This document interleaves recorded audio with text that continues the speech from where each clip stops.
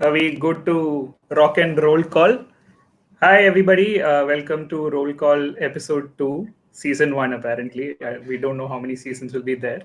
But the idea of the alumni committee, who very thoughtfully put this together, is to have some informal interactions with our professors with some great insights, some fun interaction from you guys, and of course, most importantly, not enough people have liked and subscribed to this channel, which is very weird. You know how to do it. So, in the meantime, while we get started, please go ahead and like and subscribe to this channel. And once this is over, if you feel like it, please do share all of the content on social media as well. Of course, we are doing this in the middle of a pandemic, and the alumni committee has put together a COVID-19 relief support as well. There is a link in the description where you can contribute to it. Please, by all means, go ahead and support that initiative as well.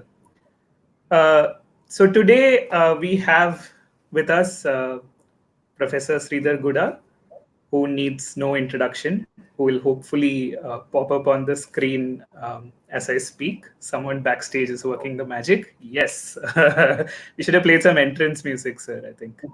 But Professor Guda needs no introduction, but I think I do. I am Tony Sebastian from PGP 14. But sir, interestingly, although you don't need any introduction, I noticed that there is certain destiny that connects us. I spent 4 years of my life in Warangal during doing engineering. I figured that you spent a bit of time there as well, and also a short stint with Marico, which is where I did my internship, and of course the long-lasting connection with IIM Kozhikode. So, although we like to believe it's the wonders of technology that has brought us together, it's actually destiny. So, welcome to Roll Call. Thanks a lot, Tony. I think you forgot to mention one more important thing. You have also taught me how to design questions for my exam. That's true. Yeah, yeah. I was Uh, saving it for later.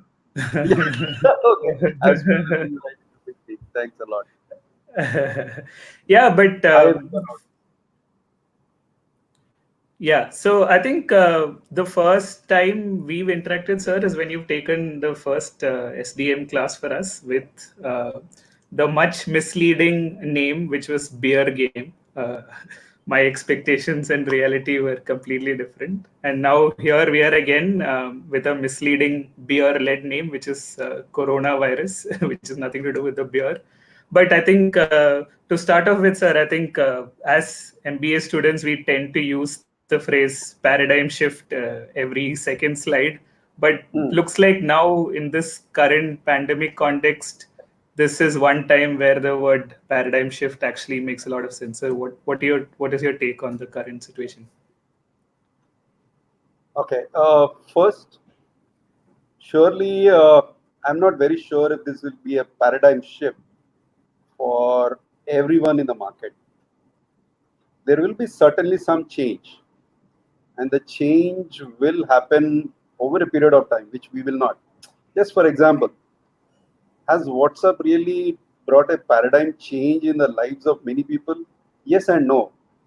Why yes? Right. Because it's the way that which we started communicating, but we never realized that we have started using WhatsApp. So this That's true. pandemic also has a similar kind of an effect. We don't know, we don't realize. Most of the definitions of paradigm is there is a sudden jerk and then you go to a different level. This will be a gradual, very slow poison way of getting into a different level. It is not a sudden shift. Yes, the pandemic happened suddenly, but the shift will be very gradual. At least that's what I see it. Because Right. habits that which we have created over a long period of time will find it very difficult to change. What could That's true. pandemic bring in? What could pandemic bring in? Uh, I'm probably one of the most optimists right from the last 5 6 years that digital is going to be the biggest change that which will bring. What pandemic has drawn is that digital has gone going to be more accentuated in terms of its adaptation and Yeah. adoption both. It will There was change. that There was a Sorry. tweet, interestingly, sir, which said, "Who led the digital transformation in your organization?" And the answer is COVID-19. So, It may not have led, but yes, it would have. Many organizations were planning to change, but there was also a resistance to change, which was much more significant. Now right. that resistance, because business is so powerful, when I see mean business, it's basically the money that which is required, that it will immediately change a lot of things. Now, gradually, what organizations are thinking is there is an alternative route to reach consumers, and that grows across the supply chain. It is not just sales, it's not just probably marketing, it is not just about one. Across the chain, there will be huge changes, but it will be very slow and very treacherous also. Right. So for me personally, I think it has brought about a lot of change. This is the first time I've worn a shirt in 1.5 months. So yeah, and I think one of the tips for public speaking that they give early on is to imagine that your entire audience is wearing boxers, so they look less intimidating. But right now, I think it's quite true that all of our viewers are actually in their boxers because everybody is in their pajamas and eating Maggie, and day and night have merged. Like someone said, it's like we are back in hostel again. So, but also like certain consumer behavior changes would have also happened, right? For instance, I mean, this is a very silly example, but something I noticed is that earlier when we used to go out, we used to wear our best clothes and take a shower before going out. Now I wear my worst clothes to go outside, and then after I come back, I take a shower. So so I think in the interest of keeping it interactive, I think we should open it up to our audience as well and ask them, what do you think are some of the consumer behavior changes, some of the fun consumer behavior changes? Of course, we know like a lot of travel will go down. That's obvious. But some of the more fun, less obvious consumer behavior changes that you see happening, and the team in the back end will obviously tell us the best answers. So we'll come back to that at a later point in time. Sir, interestingly, there's this economist called Paul Samuelson, who was a Nobel-winning economics professor, who said stock markets have predicted 9 out of the last 5 recessions. I think marketing students have predicted the last 100 of the last 5 consumer behavior changes. So we'll see what people come up with. So, but I think, what do you think? Do you prefer evaluating answers or making, uh, giving insights to people? Uh, there is always a fun in evaluation, because if the questions are designed, you will get all funny answers. Correct. Uh, so there's a fun, but it's also painful because it's a feedback on what you have done. And so it's a kind of a real-time check for a faculty as to what Right. happened the 30 hours that which you have engaged. At Right. times you are lost. At times you also admire the creativity of what the answers are. So it's a kind of both plus and minuses. But given a chance, I would not like to evaluate. Yeah. Very tough. For this interaction, we've kept the evaluation out of your hands. The team in the back end, Namit, Shiba, Ronald, all of them will work their magic and give us only the best answers. So Sure. we've taken the pain out of your hands. So, but I think, what has been your most challenging assignment? As a teacher or otherwise. We are all I've been 8 years out of B school. This is probably the hardest sort of professional phase that we're going through. But you've been through this many a time. What has been your most challenging time or most challenging assignment, and how did you deal with that? Now, as a teacher, my very first PGB 10 batch was almost a disaster, because I came from a school where the tradition of teaching was very different than what I had here. I had to see here. And it almost took 2 to 3 years for me to understand and then probably think what I can do. At the beginning on PGP 10, almost I was like kind of, I'm the sole god of this knowledge, that which is called as sales. And I started vomiting, where the acceptance was pretty much less from my end. That there is someone, 60 bunch of people who are pretty intelligent, came through a very competitive score. They are much more brilliant. All you need is to just organize their thoughts and put some questions in front of them. Was a thought which came to me on, I think, around PGP 12 or so. It took me almost 3 to 4 years to understand and then probably adapt, which is nothing wrong. I think failure is not a big wrong that which could have happened. So my first major challenge in IIM Kozhikode was PGP 10, and I learned a lot from them. Then the challenge is in the last year. Suddenly, I went back to PGP 10 mode. I don't know why. And I thought probably I needed to take a break. So I took a break now, and I'm going to rethink on what I have done and probably come out much better. So two big challenges for me in the sales course was PGP 10 and this previous batch. As far as others are concerned, I think it was a huge amount of learning. I can never imagine, uh, I never imagined all through my life that I will be a teacher of this school, or for that matter, anywhere of this statured school. And then it went on, it could be serendipity, it could be just luck. I dropped in here, and it was a tremendous learning journey. Right. But a lot of this is internal, and I think it's credit to the person you are that you've taken these internal feedback. But have there been like external circumstances where you've been completely stumped and you had to react in a certain way and come out of it? Whether that's your first sales challenge or anything else, where you've been put in a position where you didn't know how to react, or is this question one of those moments? Uh, I think thanks to my teachers, before I joined IIM Kozhikode, there were two or three teachers who were my favorites.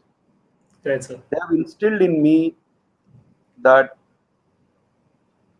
if you are able to ask right questions to the students, you have done your job 100%. Right. You may grow angry on the students on the spot, but never take vengeful action. I think these two were consistently imbibed in me by two of my great teachers whom I work with. And three, never stop reading, whatever, however, how much ever.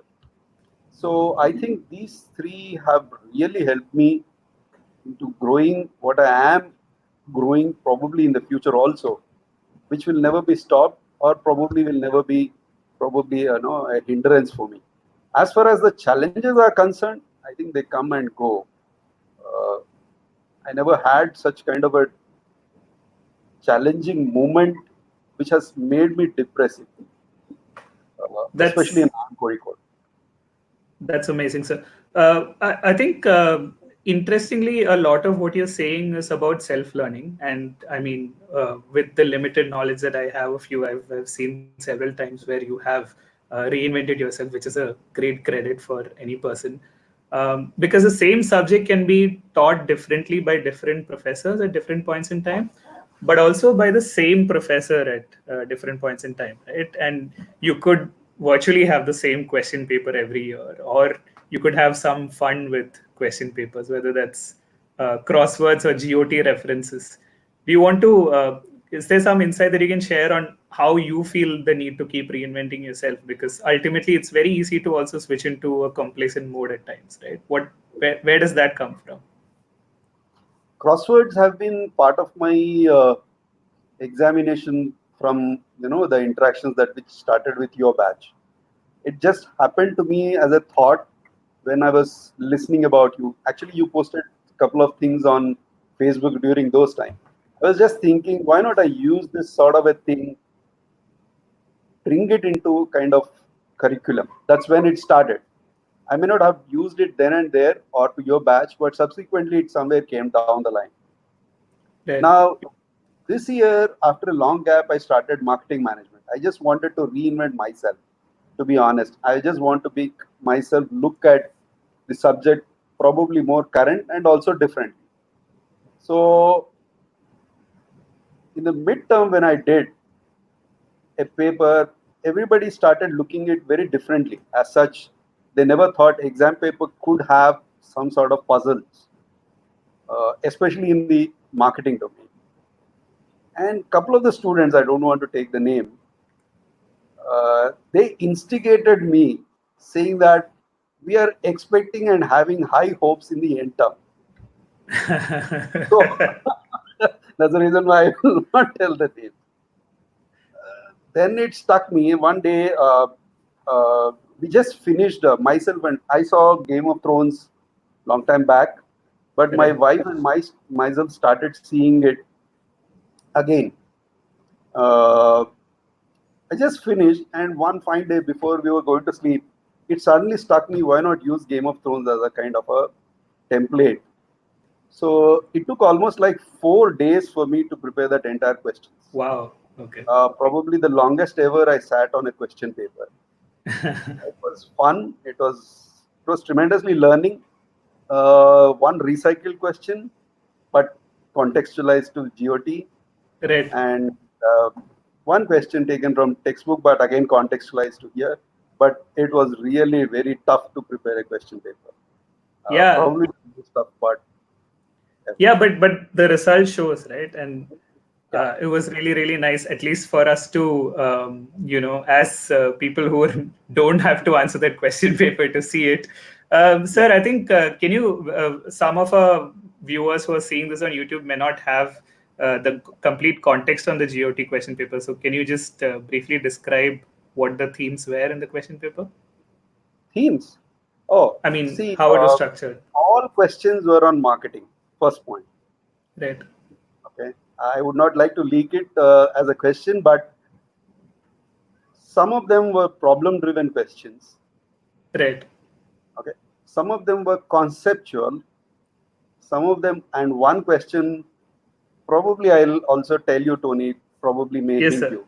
For the first time, I used a crossword, not just with across and also down, but also diagonal. So what happened? It really made it was made very complex. Now, what is the context? As I said, I just thought like that one fine day, and I spent. There's no such context except that two students have challenged me to have a better question. Okay, I think I thought I should be up to their expectations. Yeah, moral of the story is never instigate a professor when he's following George R.R. Martin. Maybe if the it was challenge was for the next batch also. Now, one of the faculty was saying, "Okay, you have done this. What will you do next?" I don't know. What can you do? I mean, if it comes in some other form. Whatever. You're as a professor, you're only as good as your last question paper, it seems. So. But just to combine the previous two themes, right? Now we've spoken about how technology has been the major change with or without COVID. But also in academics, there's been, I'm sure, in the times that you've taught, technology has come as a disruptor multiple times, even though the syllabus has remained the same, right? So in the context of that, a couple of questions. Part A is, what has been your technology journey as a teacher? And part B, I think, what do you think, how do you think academics is going to go forward in the next couple of years before the vaccination comes about? Okay, part one, as far as my course is concerned, as I was saying for the last 4-5 years, I'm one of those few who strongly bet on digital transformation. It will happen. Whether you like, whether you don't like, it is going to happen. So what I did, technology influenced me, but then the function of sales has not really transformed. If you really go onto the field, it's the same thing what it was when I was in the field, more or less, except that there is some digitization happened. That is, some gadgets have come, some sort of a thing, but there's no radical transformation has happened. So I had to always look at a combination of hands-on plus some technology. So when I started with your batch, it was mostly beer game, one simulation, and then cases and so forth. But then later on batches, I have introduced some simulations which are on computers, maybe one or two cases which are on digital transformation in the last year or two. So there has been some small change. Second, I don't believe much on PowerPoints because Right. it takes away the charm of having a discussion with the brightest of the minds. Well, most of them would ask for your PPTs because everybody I can understand from their point of view. I was also 20 years back the same as what you are all what many of us, many of the students are. Just look at PPTs and come for the exam, which I don't like. Neither I wanted to give an impression of that sort. The second part of the question, will COVID transform the way education sector? Right now, if you look at, there was a report a couple of days back. One of the serious challenges of COVID, what I see, whether it is a business concern, whether it is an educational concern, there's a beautiful consulting report which came up. I happened to read it. Is the cash crunch. Right. Now, the first impact is the working capital that which you would like to have so that you can have. Believe me, in India, the number of companies which are having that 1 quarter worth of cash reserves is not even just 40%. Right. And these are all, thankfully, those 40% are really damn rich companies, above 5,000 crore companies. Yeah. We have about 70 to 80% of them debt ridden. And probably the debt, if you convert into cash, possible, if it is there is a chance at all, is very difficult. But cash as such is a problem. And same is also the case with educational institutions. Like as I was mentioning, US schools are now going to find it, B schools are going to find it very, very difficult. Right. Their cash reserves are pretty small. They were working on a very low margin, and suddenly they now have to invest on technology. This is a big game for them now. What will happen? Well, the big brands will stay afloat. There could be a consolidation which will happen, and there will be some schools which would have left the industry. Right. And for the remaining schools itself, do you see a difference in the mode of teaching, like contactless classes, or how would that scenario pan out? Do you think? See, much of the big B schools revenue stream is also from their training and consulting. Right. Now, any organization in such kind of pandemic, I'm not talking of B school, I'm talking from the clients of the B school. Right. The first casualty is actually training and Right. consulting. Right. And then, of course, marketing budgets will slash down. So these are the two most scapegoats that it will happen in any kind of such situation. Yeah. If I'm going to die anyway, why invest on health? Like it's getting a gym membership when you know you're going to die next year types. So what happens is the cash which was coming in will suddenly dry up. Right. Now, there will be some ways that which big schools will continue. They will transform themselves to online platforms. There will be more blended programs. The likes of Coursera, or for that matter, some of your friends like Upgrade and all, those will start flourishing a lot. Right. It's at least in the short run. After 2-3 years, once there is a normalcy, what will happen? No, it's all everybody's guess. Right. I think the biggest casualty is going to be student attendance and catching students sleeping on the benches. So I think now you can just mute your video and still be present in the class, which is pretty much how we did it physically anyway. So, but an allied thought and a question, but when in this situation, I mean, it's a personal observation more of, the structured learning in itself has, gone away, right? Because if it's online, it's a very different format from being in an intensive B school environment where practically you're in that mode 24/7, right? You're with your student friends, etc. If you take out that structured sort of syllabus, there are so many more tools available right now, right? For instance, to me personally, I think my 4-year-old daughter learns more from her Netflix kids shows than what is there in a school textbook. curriculum. Do you see some disruption in how academia used to move slowly in a structured manner to a lot more unstructured learning, or is that just my personal opinion? All good things will come to an end someday, today or tomorrow. I think the good thing is going to come to an end, whether you call good or bad. Now, well, even the industry is not bothered whether you are a graduate from IIM or That's true. graduate from a Kunamangalam School of Management. Okay, Yeah. you will have a pedigree which will push you to one level or two levels ahead of that guy. But if that guy by any chance breaks into the same company, works hard, is more brilliant, it's a matter of time that he will overtake.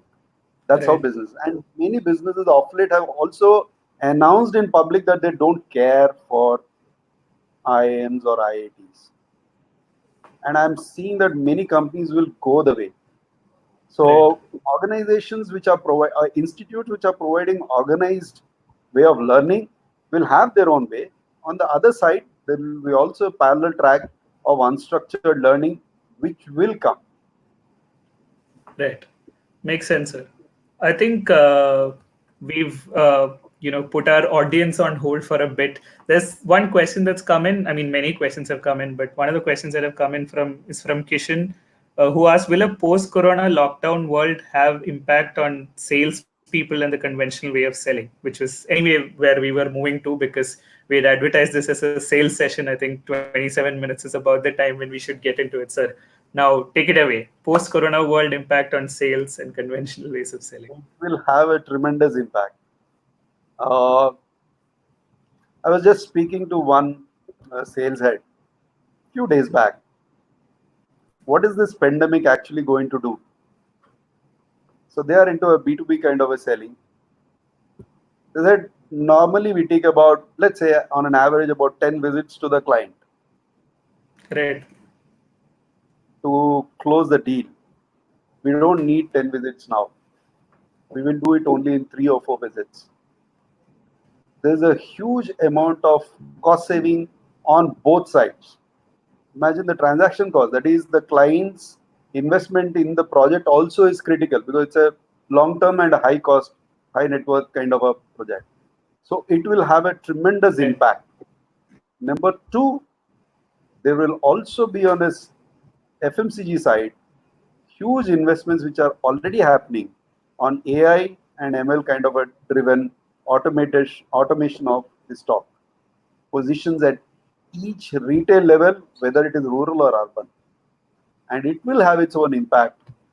Sales guys will never, probably 10 years, if this continues, the hypothetical case, probably the requirement of Salesforce in FMCG will be notional. Right. Okay, that sounds ominous.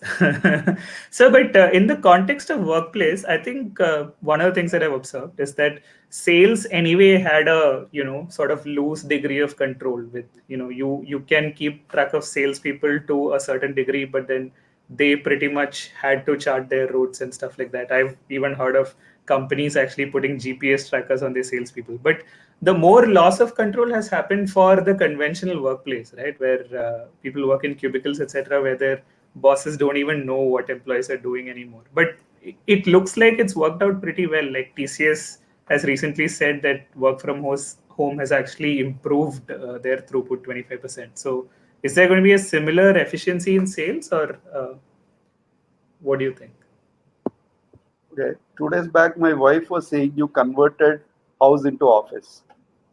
I'm sure many of the wives would have told the same thing. The Right. problem with work from home is that you are 24/7 an office holder, It's true. which probably will be having a detrimental impact on Salesforce well-being. At Right. least these guys are always good if they travel and meet, because that's how they are naturally, inclined towards. If Right. you bind them onto a space, limited space, it's going to be very terrible for their well-being. They may have to do it for their bread and butter, but it will be terrible on their well-being. Right. And also in terms of effectiveness of sales when working from home. This is a question that's coming from Shruti. Especially in the context of a lot of sales is also about relationships, right? Would that take a toll as well in this scenario? Would sales be as effective when you're working from home, as when you're out on the beat? See, I think the word relationship has been too much of hype. Just because I am in good terms with someone, they will Right. give me business, is right and also wrong. There is a limit for the other guy to hold on to you, no matter how good relationships you are. Right. If it makes business to them, relationship will add as a catalyst. That's how it is. Right. Relationship alone will not give business results. You have to provide a value to them, and that should be perceived by them. Then relationship matters. So Right. relationship is too hyped a word in sales. It has its limitations, it has its advantages. That's how I think I see it. Right. I am actually grasping for relevant information here because thankfully I've never been in sales. But I think there will be some more relevant things that you're currently working on, right? Whether that's research in this field, etc. Can you share some of those things that are currently relevant? Hmm. I in the last 8 years, thankfully to two or three doctoral scholars who are worked along with me, we have ventured into a new domain and has nothing to do with sales. In fact, there's a sort of a belief that the traditional funnel driven process of sales will no longer be relevant. In fact, it's a passe, already it is gone now. What and how a salesperson well-being is taken care of by the organizations, they will generate revenues for the organization. So I think what is important is not about emphasizing on the process of sales, but on the sales people by themselves. They will find out a route, an appropriate way, which will be bringing it. So traditionally, let me do a small exercise with everyone here. Okay, if you have a pen and Yes. paper in front of you, may I suggest you all of you to sign 5 times? I'll give you half a minute. You have to sign your own signature. Acha, if there is one condition, we will first use your major hand. Your major hand is what? Either right hand or left hand. Whichever is your major hand, can you please sign 5 times your own signature? Take about 30 seconds. Right, sir. Why don't I also do it so we know how long it'll Yeah, take yeah. people? Right. I'm going to fetch a notebook.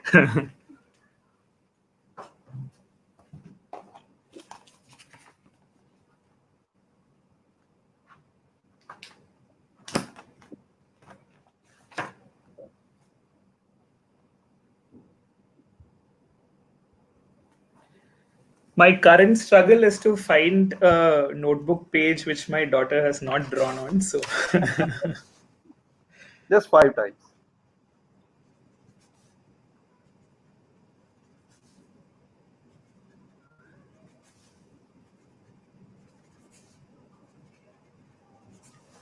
yes, sir. Okay. Now, can you swap your pen to the I less can major try. hand? Your less major hand, and can you sign 5 times again? I shouldn't have volunteered to do this. I just realized.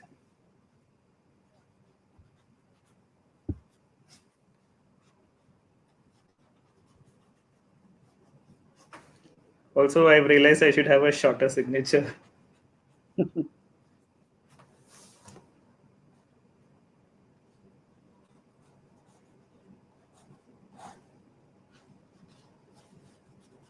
Yes, sir. I think I've done it. Okay. Which one looks more legible for a layman like me? Your major hand or your less major hand? I uh, Without any I much would creativity. think, yeah, I would think the first one, the major Correct? one. Your major hand, Yeah, right? yeah, Now, let's say, hypothetically, I give a case. I'm a calligraphy trainer and I yeah. provide you 1 week of training on your right hand and 1 week of training on your left hand. Right. Okay. At the end of the first week, where do you think would be your possibility of having more legibility of your sign? Is it your major hand or your left or your less major hand? Improvement in legibility, sir, or Tangibility itself. Improvement, the final output. I would think the major hand. Correct? Yeah. Now, this is a simple thing which we missed all through our lives. Right. Your strengths are the most important things. Right. While all through our life, I'll just ask another question, because most of you engineers, maybe this question doesn't suit you. But just imagine if there's a mixed group.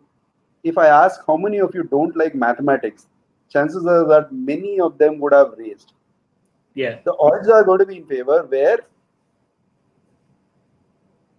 that particular understanding of mathematics would have come from their childhood. That mathematics is tough is probably from the very childhood. They would have slogged, they would have worked n number of hours, but mathematics still is a tough Correct. matter. Right. They might be inclined towards something good, maybe literature, maybe social, maybe science, maybe whatever could be. Parents have forgotten one small thing over the last few decades as to how do you nurture the strengths of these people. Because if you nurture the strengths and build upon them, the impact that which it will create on this particular person is going to be tremendously high, rather than nurturing and putting a pressure on the negative or your lesser strengths. Right. Same is the case with a sales guy. One of the first thing that which we looked at is how the sales managers have to look at their salespeople. Sales by nature has a very cliched tone of negativity. If that is gone, and if the manager sees on the brighter spots of the salespeople, research has proven that it has got a tremendous impact on the outcome, which is the performance. So what we have started working around 8 years or say more than that is how do you nurture these positive traits?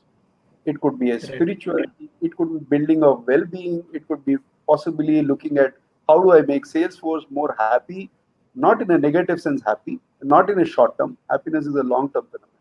And how do I bring them into a zone, as in football, what we call, right?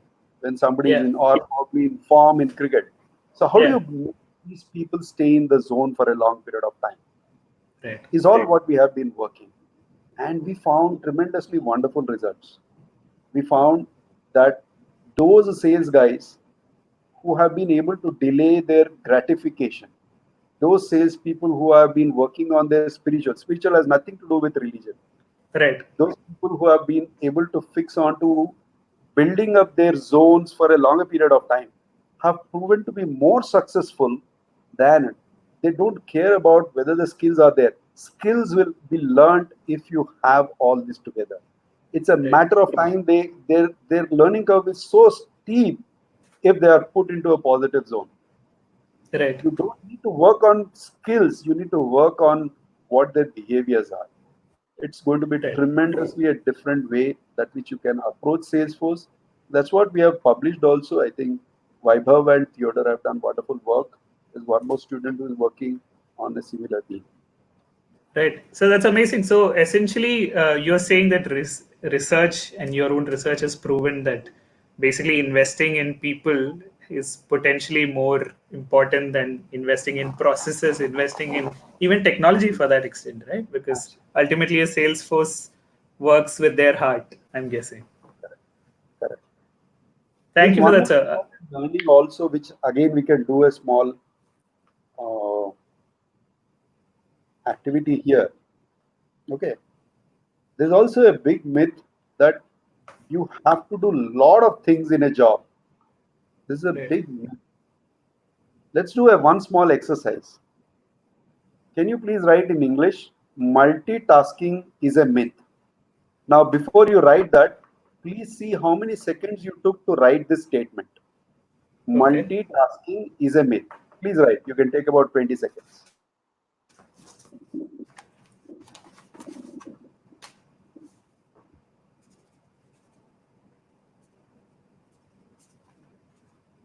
Find out how many seconds you took to write, please. Don't forget that.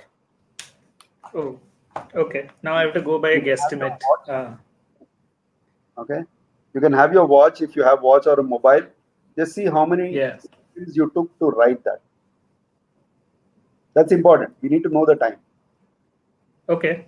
I think people would have done. I'm going to redo it again, this time with a stopwatch. Yeah.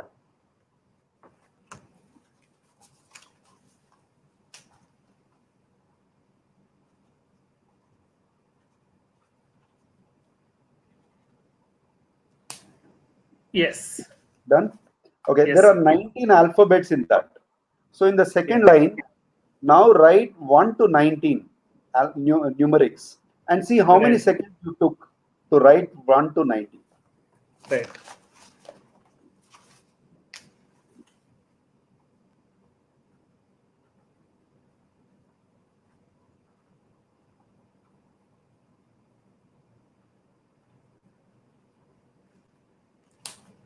Right. Okay? Yes, sir. I think all of you have done that. It will take less time than probably writing the multitasking. Right. Now here is the challenge. Okay, I'll wait for a couple of more seconds.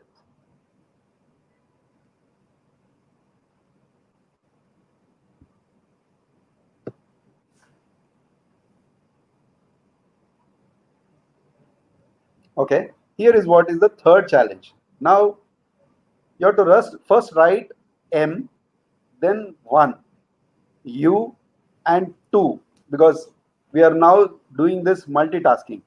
Okay, so like that till G. Multitasking is a myth. MITH. H and 19. Can you write and find out how many seconds you took in total? Right.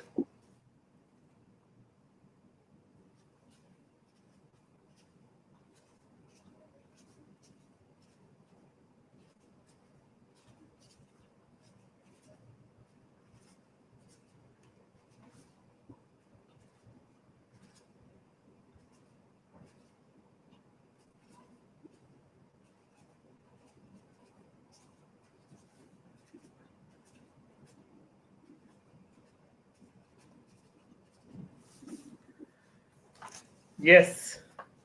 So is 1 plus 2 lesser than 3 seconds? 1 plus 2 is, less than 3. Correct. So is multitasking going to take more time? Can I do that? Yeah, possibly. Where were you more stressful? First, second, or third? While writing. Sorry, sir? Where were you more stressful? Was it in the third one or in the first and second? Yeah, in the third one. Multitasking is stressful? Yeah, it is. Third. Where is your handwriting better? Is it in 1, 2, or 3? in 3 actually, because I went with capital letters. Okay, but if you would have followed the same, what happens is multitasking. There are breaks. Most of the cases, the first second will be much better. Actually, your quality suffers. Why should we actually multitask? Interesting. Multitask is a useless thing, and salespeople should never multitask. Right. If they are given a job, let them do that job. Multitasking is useless. So we're also working on how multitasking is going to bring out the worst of a sales guy, and how do we bring focus to a sales role. Right, sir. So these are some issues which this interestingly never came up when we were studying 24 subjects in year 1 of MBA, but good to know that all of the multitasking that we did was just to prove this point. I don't want to talk about that. No, sir, I'm just kidding. But I think just to go back to your, sorry, you were saying something. No. Yeah, just to go back to your previous point about personal growth and spirituality, right? I think a lot of that is important as we become alumni and go forward in life, and also I guess a lot of ingrained humility comes in, or it should come in. What is that journey like? Do you, especially right now, because I'm guessing a lot of people have time to reflect and think on. We've been taught one way of life, right? That this is basically how this is your American dream, in the Indianized context. But a lot of that is being questioned right now. So probably a good time to pause, think, and maybe go on this journey of personal growth. Do you have any suggestions, recommendations for people as to how your journey was and how people should maybe potentially go along that path? I have never thought through, but I would like to reflect on what happened. Most of my life, I come from Hyderabad and Warangal region, as you have mentioned in the earlier. Most of my in and around, almost every household has someone who is in US and working in software. Right, sir. At some point of the time, it was actually to prove others you have to go to US. Just like the way people go to Dubai or Saudi in Kerala. Right. Now, the problem is, are you working for yourself? Are you working to prove that you are great to others? Right. Is a reflection that which one should really think about. Now, if you want to prove to yourself, give yourself time. And believe me, I was really fortunate to have joined this place where I got a lot of time. I never wanted to prove to someone that I'm good. I'm still not going to prove that I'm going to be of something. Have I been better than yesterday? Am I reading? Am I talking? Am I looking at possibly something different so that I can contribute to myself? And if in the process I'm doing something good to others, that's a positive sign. I've always thought about like that. I will be like that. Why could I think like that? Maybe because my parents and my teachers. I'm not like it is not my thought. It's probably because of my teachers and parents. And I think that they have a tremendous impact on me. Right. Other what have been your major influences? Is there anything you can share, whether that's a book or a movie or anything else that perhaps actually changed your perspective or helped to do that? Uh, my life really had a turn where I never expected it, but actually my joining IIMA is something which is what you call as paradigm shift in the way I thought. Right. I never thought there is some other world which is called as development world.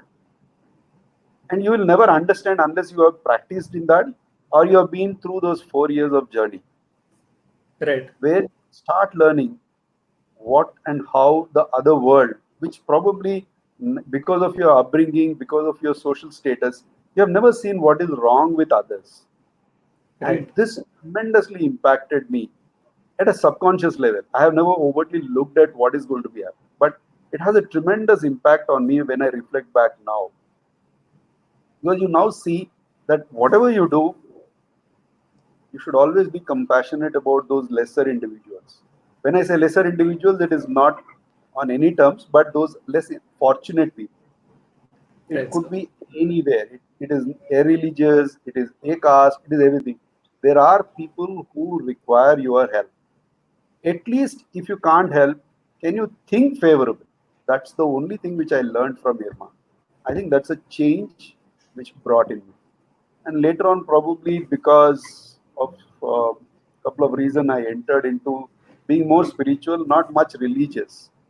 Right, sir. Uh, my own reason. I have never been bound by one faith. I have never read others, but I have never I have no comment to make on others, but I have always found that it brings inner peace to you when you start looking at the spiritual aspect of life. Absolutely. So I think, like you said, empathy is probably one of those traits that helps you personally and professionally, right? Because ultimately, all of marketing and consumer behavior is about empathy. But Correct. also the important point about recognizing our privilege and looking at the society around us, and taking a pause to say where we are is not really because of anything great that we've done potentially, but a favorable circumstance. I think Warren Buffett refers to it as the ovarian lottery, which a lot of us have won. That's a very sobering thought in these times. And we will come to the some interesting answers that we've got around the consumer behavior question before we finish. So please don't leave because it's almost 50 minutes. Okay. But but these are some important things, sir. But I wanted to ask you, how you said you had a lot of time. I'm not sure if you do it right now. I remember in our batch you were involved with the placements, etc. What other than academics keeps you busy in IIMK? Okay, my placements was also a disastrous stint. No, sir, Many, we wouldn't think so. but it was a tremendous learning for me because uh, of numerous reasons. Probably I would share it on one to one. Uh, But then, what keeps me busy? I think first is reading. I read a lot. So that's what I think makes me whatever I am thinking through.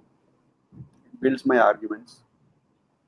Number two, uh, at different phases of my tenure here, I have been a different person. Now I may be reflecting in the last 2 3 years more on reading and writing. But at some Right. point of time, I was mostly into training. The learning I got from training is probably unforgettable. Uh, Many of the scholars believe that you have to first start with research and then enter into practice or training. I believe the other way because practice gives you, when you speak to executives who make sense, the learning can never compensate to what your research is. Second, alternative viewpoints of Salesforce, where we found that there's a lot of stress and how possibly organizations can think. So it was my training in the initial few years and later on now reading. These are the two things which keeps me. Right, sir. Speak less, listen more. Probably something that I should also take to heart. Um, I think we can open up for audience questions now. We won't hold you for longer than the hour. That's better. Are there some? There are. So the reason I'm still very active on the internet is there's this one maxim which keeps me going, which says never read the comments. But it looks like I've done that here as well, where there were live comments coming in. But let's see, there were some questions which I had missed out, sir. So I'm just going to post those to you. This one's from Hitesh Dahati, who asks, do you see the line between traditional B2B sales and marketing getting blurred amid the current crisis, especially lead generation activities and initial rounds of discussion? Straight answer, yes. Marketing will have uh, snatched away a part of sales function. But then I would see that as a blessing because the role of a sales guy is not into lead generation. It is actually a subsidiary activity. The role of a salesman is now going to be more focused on keeping hold on to your accounts. Now you can spend more time with the customers Right. and see what value you can provide rather than getting bogged about whether I have to get new accounts or so and so forth. Now it is actually a blessing in disguise how I see it. I don't find any reason. I think marketing is also struggling by its own because their budgets are freezed. They are looking at cost effective. Their role is getting snatched away by operations or Right. possibly by, see, brand management is now mostly a digital management. There's nothing Absolutely. like you have to have a brand manager in future. Yeah. Now their role is also struggling.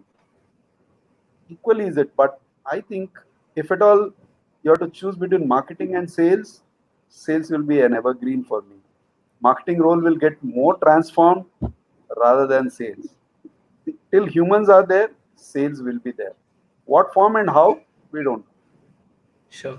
So loyalty management in some respects for sales will be interesting. Yeah, yeah. So Loyalty is a big Shubesh, word, but yeah. So Shubesh Pandey has a question, which is, will the pressure on reducing client acquisition cost be on sales team, or will companies be willing to make sales team leaner and train them for changing scenarios? I see the former one to be slowly getting into the kitty of marketing, as I was mentioning. Right, sir. Acquisition of clients, holding on to the initial phase of sales funnel approach is going to be now getting into the hands of marketing. So what will happen is is more focused, as I was mentioning, and hence It is very critical for the sales force to be more empathetic now than ever towards the understanding of consumers. It requires a different repertoire of skills and knowledge than probably ever. You need to be both savvy on technology, you need to also be savvy on management relationships. Generally, if you look at these two traits as a combination, is very rare among Salesforce, even in the current millennial generation. Either they are tech heavy or relation heavy. Now these two will now start getting merged. It requires tremendous training, and of course there will be a leaner sales force because much of it is now going on to online. Sure. Thanks, sir. Quite a few questions coming in. If there are any questions before we wind up, please put them in. I have about 3 more in queue, but please post your questions right now. Sir, another question from Jitendra Sahu says, how do you see the challenges or new facets of negotiations in a post-COVID world? The very first challenge in negotiation is transparency grows now. Your chances of hiding certain information, and hence you may have a leverage over your probably other partner or the other side of the negotiation table is going to be very less. This itself is going to have a very ramification of the way you saw your negotiation as such. Number two, most of the companies do not want to negotiate. And that is how it will be. They will have very few number of people whom they looking for every sort of a resource. For a specific requirement, they will have one or two vendors. The negotiation is among or within these specific set of vendors. And if you want to sell to this client, you have to be in this bracket of 2 or 3 people. So the negotiations as such will come down. But within that, it will be very powerful negotiations which will happen on multi-dimensions. So post-COVID, transparency will grow, a challenge. 2, the chances that you become part of that coterie of people who will be vendors for the client will be shortened. And as a result, it will be much more complex because you're really fighting with the best of the best in the industry who is supplying the same equipment or so and so. So quicker results are likely then, at least. Not too much waste of time. The entire supply chain, as I was mentioning earlier, will undergo through a tremendous change. Provided the rider, if this COVID goes till December, because which is more likely to happen. September, October is what many are predicting, but it may go up to December. Then it is completely a different world altogether. Sir, if I may make a bad analogy, it's like sales will move from the arranged marriage scenario to the Tinder era where people just right swipe or left swipe and move on very quickly. Before I ask the next question, sorry for whoever's name I've mispronounced. Old habits die hard. But new question from Prajna Bhatt, who says, what do you think will be the COVID-19 impact on consumer purchase behavior? Will new e-commerce entrants have an opportunity to grow in the Indian market? Yes and no. The big players stand to gain a lot. New players will struggle, which has been always there. Will there be new ways of reaching new kind of segments which will come? Yes, there will be. So all in all, it will be both good and bad in terms of, see, ultimately, if post-COVID, what will happen is everybody's guess, as I was mentioning earlier also. Nobody can predict how it will happen. If you're just extrapolating same what happened in the last 2-3 months and look at that, this is how it is going to end till December, guaranteed it is going to be a revolutionary change.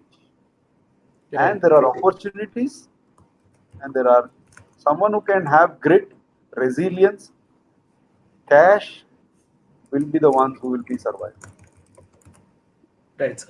So I just wanted to take a time check with you. We are almost at the hour mark. If you have some more time, we have some more questions coming in. Yes. Otherwise, we can. Okay. Yeah. So Abdul Wahab has a question. Is understanding of AI and ML, machine learning, I guess, relevant for a sales guy who is not in the IT industry? It is important. Like in 18, there's a wonderful paper in Harvard Business School review by Neeraj Dawar. So at one point in that paper, he is mentioning very interesting thing. Future consumers will order, "Hey Alexa, can you please send me two cement bags?" I'm just quoting something which is not there in the paper, but this is what he meant. Because I have started my construction of my backyard. Now, Alexa will figure out who would be the one who has to supply to this ex-consumer. Now, if you are a sales manager, if you are a brand manager, if you don't understand the algorithm how Alexa works, you will never be able to place. It's like Google AdWords. If you know how to champion it, you will be the one who will be there. If you know how the algorithm of Alexa works, you will be able to place your brand in a upfront. If you don't know, you'll be a laggard. It will be very difficult. That AL and ML is at least what you learn. The basics should be there. You may not be technically sound. You can take help of some guy who knows the algorithm, but you should know how it plays around. Sure. Makes sense. So Sriram has a question. Going back to our beginning point of paradigm shifts, have earlier black swan events like the dot-com bubble and recession of 2008-9 changed some of the selling aspects permanently? Yes, Were there changes since it? Each of them have impacted in their own way. For example, recessions or probably even for that matter, 9/11, everything has changed, has an impact, but it will be a kind of an impact which probably you cannot fathom right now as far as COVID is concerned. Right. Just to give an example, the recession or so what happened in the last previous about 6-7 years back has brought in a lot of ethical code of conduct, which never was even thought through. And there was stringent implementation of that across the globe. Now, selling with ethics is probably a deadly combination and is more pressure on the sales force. So, yes, there has been changes in the systems and the way that the sales have really happened. Sure. So while I magically pull up the top 5 for a consumer behavior question, the question that we had earlier posed was, do you see any interesting, maybe fun consumer behavior changes happening in the post-COVID era? Sir, I think there are many people who are asking, are there books that you recommend that people read, whether that's from a sales point of view or subject related or even otherwise? Is there a recommended reading list that you want to share, or at least a few books? Biased, I may be more towards sales and spiritual. Sales, for sure, there are some interesting books which have come in the last few years. Basics of social selling, digital platforms is something which you can think of. There is one book called Social Selling Mastery which you can pick up. Then the other thing which is Sales Differentiation by Lee Salz. These two books I strongly recommend. Of course, the traditional books are there in sales which you can. If somebody is interested, they can drop me a mail. I can share some of the list of the books. Then some classic books have come and gone in sales, like Spin Selling. It is an age-old one, but it is still very relevant. I would strongly recommend if you are in sales to read Spin Selling. So it is one of the basic books that which one has to go through. And how to set goals. Simple and very profound insight. Number two, I would strongly recommend you to read Flow by Mihilai Csikszentmihalyi. It's such a joyful book which completely makes you a very different person after you have read. Third book, which I am more inclined towards, slightly controversial, but I love it, is Mindset by Carol Dweck. As she goes on explaining what is fixed mindset, what is growth mindset, and the way that which you can cultivate. It's a tremendous book that which had an impact on me. One general book which had a tremendous impact on me is The Little Prince. This is a French book translated into English. And in France, I was hearing someone who is a friend of mine said that this book has to be read in three different stages of your life. One, when you are a small kid. Two, when you are an adolescent. Three, when you are old. And this guy said that you will get three different perspectives when you are reading in three times of your life. I unfortunately read only after I got married, but believe me, it really changes the way you look at your kids. 100% guaranteed. The very first chapter is a transformative experience for me. Right. And of course, Definitely pick it up. there are many books. So I think, Viktor Frankl's Man's Search for Meaning is another yeah. great book. Yeah. Thank you, sir. So to your previous point, I was just saying, they say, I mean, the wise people say you can never enter the same river twice because the river has flowed and you've also changed. I think that's true for books also. You never read the same book twice. You read it in so many different formats. Hopefully, I don't know if this is possible, but we'll try to link to all of the books which sir mentioned in the show description. But what is already there in the YouTube description is a link to the COVID-19 relief fund, which the alumni committee is we've also organized. So please click on that link and donate. And remember to subscribe to this channel so you get your updates and share this if you like it. Now, to close, before we let Sir go, we had a interesting question around the consumer behavior changes. Sir, one of my thoughts was actually that no one's going to buy mouth freshener or chewing gum anymore, right? Because there's so much social distancing and masks also in place. Like you'll want your 1 rupee change back instead of a chewing gum now. But some of the interesting comments that have come in, and these are the top five as picked by our backstage team, Namit, Shiba, Ronald. Saloni says 3D virtual sales stores. Dior has done something like this. They say even automakers are going to have virtual salesmen and then send cars to home for test drives. Um, Sanket has said brand loyalty might be diluted. People are testing out cheaper alternatives now out of compulsion, and they may discover value there. Vipul Gupta has said consumer insights, empathy led online courses have seen a lot of jump. That is interesting. But I think the top two, very nice. Krishanu has said lower consumption of cosmetics, especially lipstick, which is probably true. I think there's also a lipstick index or something, or I'm completely mistaken. But Shika Gupta has the most interesting answer, which says consumption of rice has increased in the absence of domestic help for roti making. That is very relevant. So it's Someone not even just commented that there will be more rice consumption, right? yeah. Just need to pay attention to how many whistles the pressure cooker has let out, which is also possible while you're attending a meeting or a class or this session indeed. Sir, any closing thoughts from you before we wind up? We've taken a fair bit of your You time. forced me to say something. I request Yes, you to sir. pass on to the new batch one small thing because we are now in this change mode. Please ask them not to come to a classroom where I am taking with lot of DOs. Because